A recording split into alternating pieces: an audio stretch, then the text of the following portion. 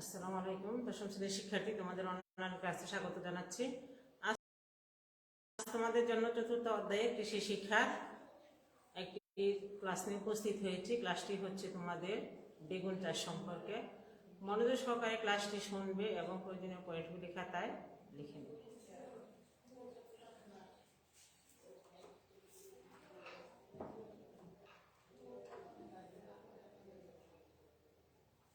আবারও স্বাগত।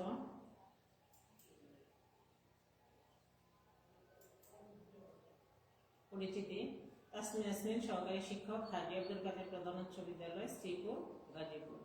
শ্রেণী নবম দশম, বিষয় কৃষি শিক্ষা, অধ্যায় চতুর্থ, পরিচ্ছেদ হচ্ছে দ্বিতীয়। চতুর্থ অধ্যায়ের দ্বিতীয় পরিচ্ছেদের থেকে একটি ক্লাস। এখানে কিছু চিত্র আছে, চিত্রগুলি একটু লক্ষ্য করো তো, কিসের চিনতে পারছো কিনা?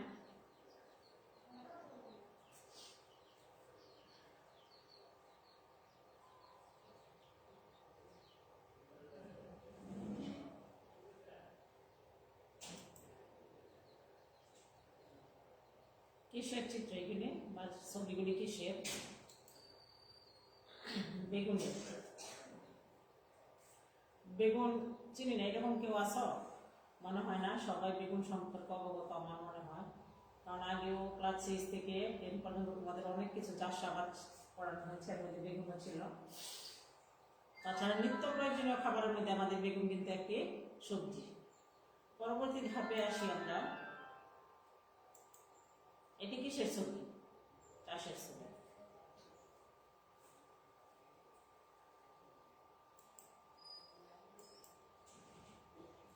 আজকের পাঠ আমাদের বেগুন চাষ।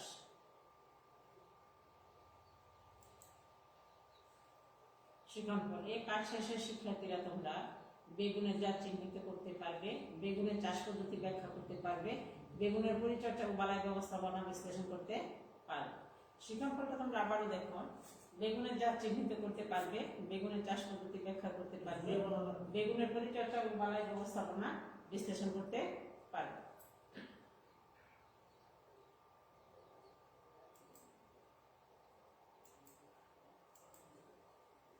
ইসলামপুরি বেগুন, বেগুনের বিভিন্ন জাতগুলি আছে এখানে।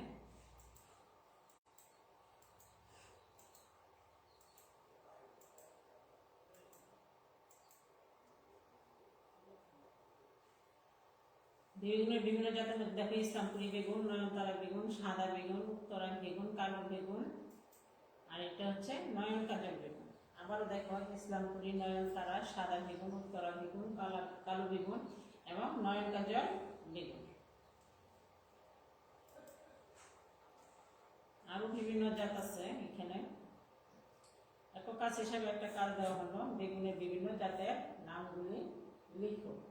দেওয়া হয়েছে কিন্তু নয়ন কাজল, বেগুনি, উত্তরা, সাদা বেগুন, কালো বেগুন, অনেকগুলি বেগুনের নাম কিন্তু জাতের নামই দেখানো হয়েছে। এখন দেখো এখানে কি কি: ইসলামপুরি, শিংনাথ, উত্তরা, নয়ন কাজল এবং মুক্তকেশী। প্রশ্নটা কি ছিল? একক কাজ হিসেবে বেগুনের বিভিন্ন জাত অর্থাৎ 5টি জাতের নাম লিখো। এর মধ্যে ইসলামপুরি, শিংনাথ, উত্তরা, নয়ন কাজল, মুক্তকেশী এবং আরো আছে অনেক কিছু, কিন্তু দেওয়া হলো এখানে 5টি।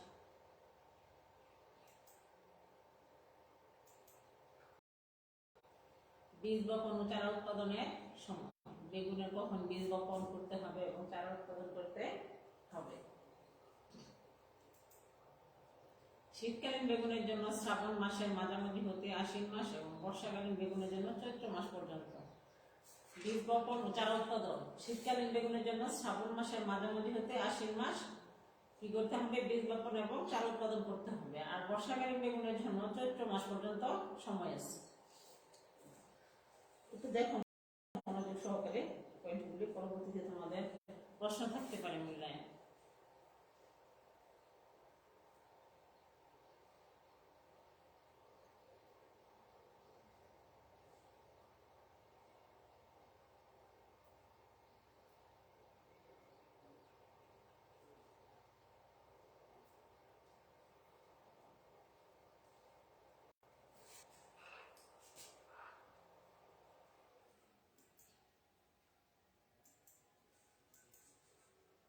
উপযোগী মাটি দোআঁশ মাটি, বেলে দোআঁশ মাটি।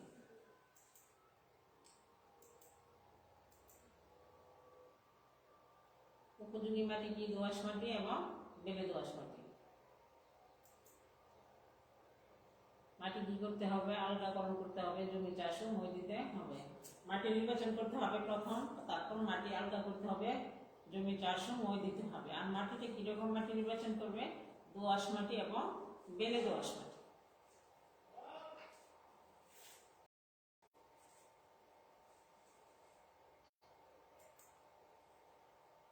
সারের পরিমাণ, সারের নাম আর শতপ্রতি কত কেজি দিতে হবে বেগুন চাষে। গোবর দিতে হবে শতপ্রতি 40 কেজি, ইউরিয়া 1 কেজি, টিএসপি 500 গ্রাম, এমপিও 500 গ্রাম। আবারও দেখো পরবর্তীতে কিন্তু তোমাদের কাজ আছে এটার উপরে, সারের উপরে। গোবর 40 কেজি, ইউরিয়া 1 কেজি, টিএসপি 50 গ্রাম, এমপি 500 গ্রাম, টিএসপিও 500 গ্রাম।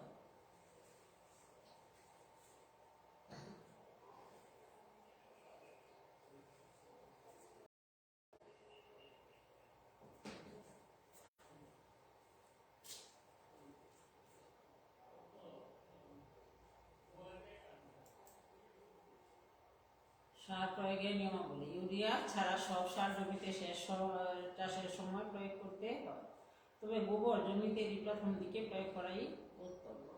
ইউরিয়া ছাড়া সব সার জমিতে চাষের সময় প্রয়োগ করতে হবে, বাকি থাকবে শুধু ইউরিয়া। সব সারই কি করতে হবে? জমি চাষের সময় প্রয়োগ করতে হবে, তবে গোবর জমিতে প্রথম দিকে প্রয়োগ করাই উত্তম। গোবরটা দিতে হবে প্রথমে। ইউরিয়া সার চারা গজানো 8 থেকে 10 দিন পর থেকে 10 থেকে 12 দিন পর পর 2 থেকে 3 কিস্তিতে উপরি প্রয়োগ করে মাটির সাথে মিশিয়ে দিতে হবে। আবার দেখো ইউরিয়া সারটা কিভাবে প্রয়োগ করব।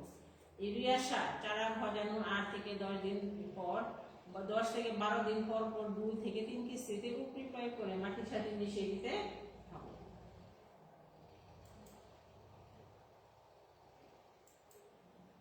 চারা রোপণ করতে হবে 75 সেন্টিমিটার দূরত্বের সারিতে 60 সেন্টিমিটার দূরে।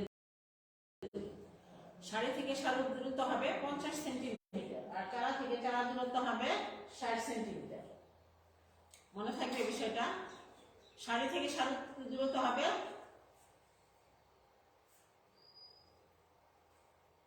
75 সেন্টিমিটার, আর চারা থেকে চারা দূরত্ব হবে 60 সেন্টিমিটার। জোড়াই গাছ সার প্রয়োগের নিয়মাবলী লিখো। নিয়মটা আমি দেখিয়ে দিচ্ছি। ইউরিয়া ছাড়া সব সার জমিতে চাষের সময় প্রয়োগ করতে হবে, তবে গোবর জমিতে প্রথম দিকে প্রয়োগ করাই উত্তম। ইউরিয়া সার চারা গজানোর 8 থেকে 10 দিন পর থেকে 10 থেকে 12 দিন পর পর 2 থেকে 3 কিস্তিতে প্রয়োগ করতে হবে।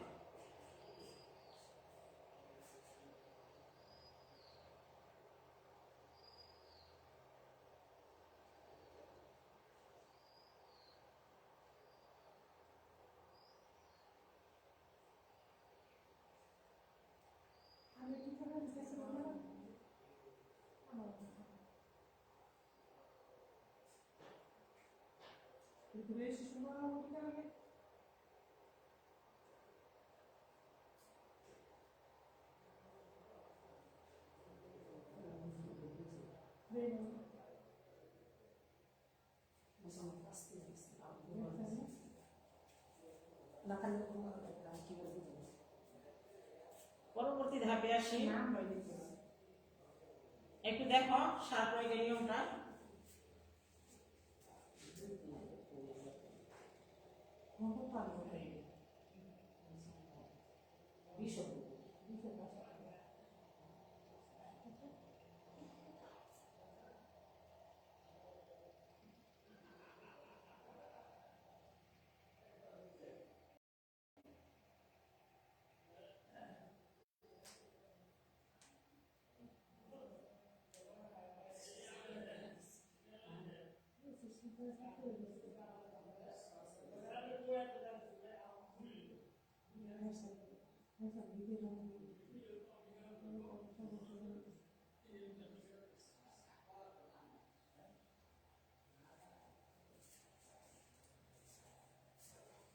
ঠিক আছে, দশম শ্রেণী বেশি।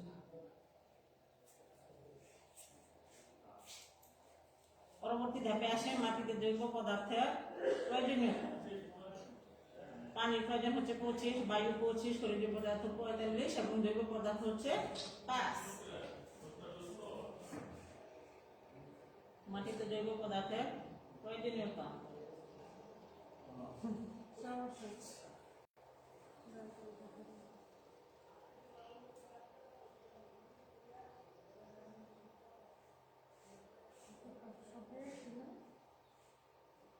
আবারও দেখো, পানি 25, বায়ু 25, খনিজ পদার্থ 45, জৈব হচ্ছে 5। পরবর্তী ধাপে আসি পরিচর্যার মধ্যে। মাটি শুকিয়ে গেলে 10 থেকে 15 দিন পর পর পানি সেচ দিতে হবে। মাটি শুকিয়ে গেলে কি করতে হবে? 10 থেকে 15 দিন পর পর পানি সেচ দিতে হবে। আগাছা পরিষ্কার করতে হবে। এর মধ্যে হচ্ছে মাটি ঝুরঝুর করতে হবে।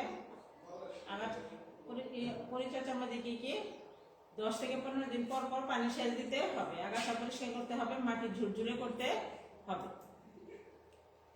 পরেছে বেগুনের বালাই ব্যবস্থাপনা। কলম চারা ব্যবহার, পাত ব্যবহার, আগাছা দমন, ডগা উপরের মাজরা পোকা দমন, এইভাবে কি করতে হবে?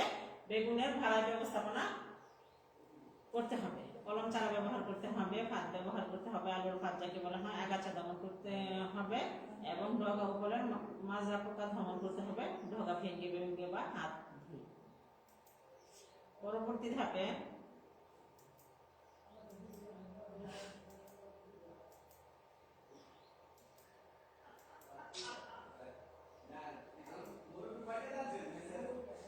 পোকা আক্রমণ মুক্ত চারা ব্যবহার করা, সুষম সার ব্যবহার করা, শস্য পর্যায় অনুসরণ করা।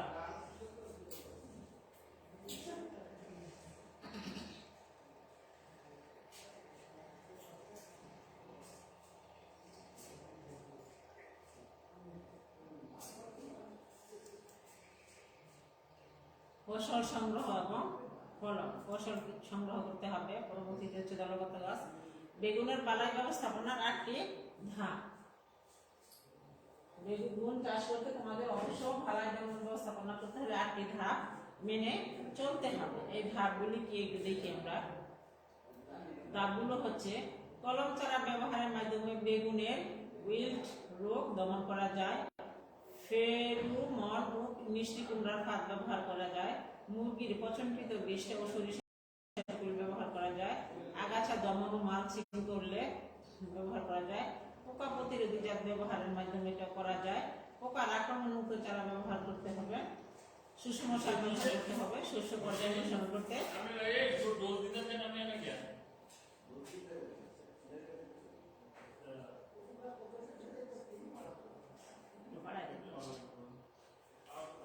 আবারও দেখো ধাপসমূহ।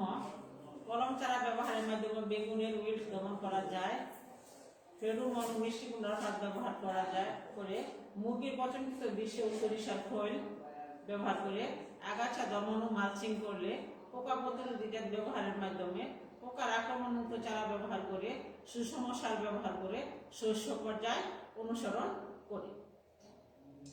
পরবর্তী ধাপে আসি মূল্যায়নে। বাংলাদেশ ছাড়া আর কোন দেশে বেগুন চাষ হয়? বাংলাদেশের উৎপাদিত বেগুনের 4টি জাতের নাম। বেগুনের চাষ করতে কোন সার কি পরিমাণ দিতে হয়?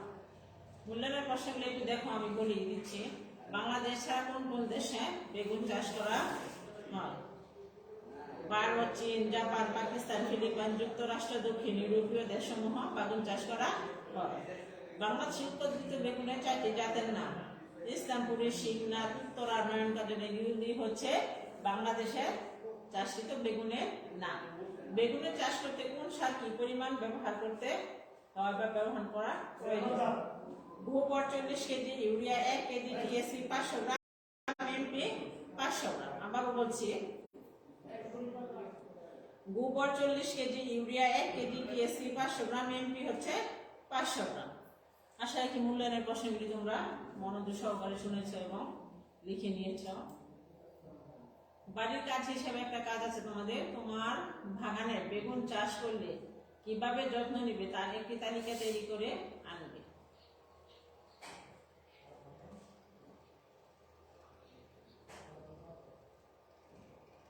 প্রশ্নটা উঠিয়ে নাও সবাই।